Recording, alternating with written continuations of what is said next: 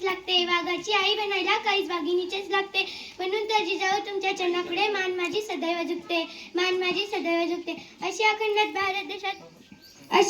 भारत देशात तुळजापूर तालुक्यात होती माझे गाव. भाषणाला सुरुवात करते स्वराज्य माझे. मरणाऱ्यांच्या रक्ता ज्यांनी स्वाभिमान जागवला, मरणाऱ्यांच्या रक्ता ज्यांनी स्वाभिमान जागवला. हिंदवी स्वराज्याचे सोने स्वप्न पहिले होते, सोने स्वप्न सतत उतरण्यासाठी अविरत प्रयत्न केले. अशा अवघ्या महाराष्ट्राची ऊर्जा म्हणून ओळखल्या जाणाऱ्या राजमाता जिजाऊ यांची आज जयंती आहे.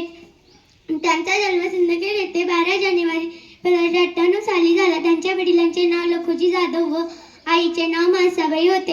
हे जिजाऊंनी खेळण्याच्या वयात हत्ती, ढाल व तलवार घेऊन युद्ध कौशल्य संपादन केले. तो काळ असा होता की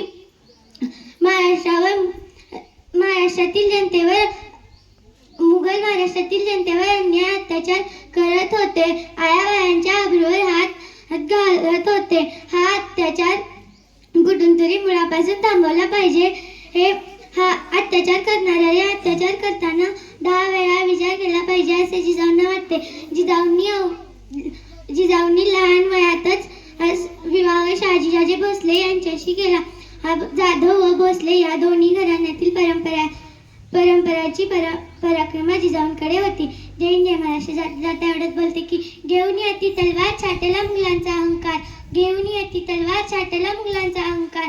जिजाऊ तुमच्या नावाचा दाही दिशा जय जयकार, जिजाऊ तुमच्या नावाचा दाही दिशा जय जयकार. धन्यवाद.